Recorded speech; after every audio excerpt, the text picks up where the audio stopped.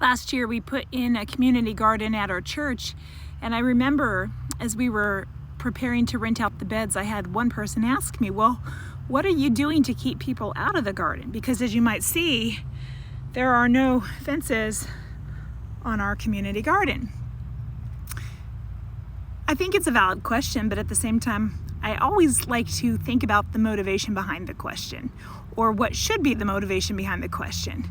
And the reality is, today, I spent an hour and a half picking green beans, cucumbers, and tomatoes from just a couple small garden beds. The one with the green beans, I had planted, I think, 5 plants. And I filled up my basket twice. I had my sweatshirt stuffed full of green beans plus an armload, and there's so many still on there, I just gave up for today because I can't possibly pick them all today and actually still have time to do other things. We're not even going to talk about the tomatoes. It's tomato season, and none of the tomatoes that we have this year were planted by us this year. They're from the volunteers that came up over the last years, and we have so many tomatoes, I can't possibly give them away fast enough. I try.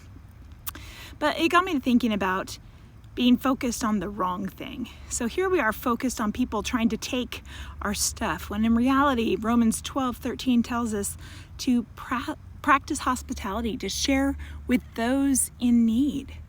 And we have to remember that people are not willing to hear what we have to say about God, to have their souls fed, until we're willing to feed them physically, to make sure that their physical needs are met. We've got to meet those basic things first, and then we can talk to them about God. So instead of being concerned about people taking your stuff, maybe plant an extra row. There's plenty to go around. That'll make sure there's more than enough. Something to contemplate today. Blessings on you.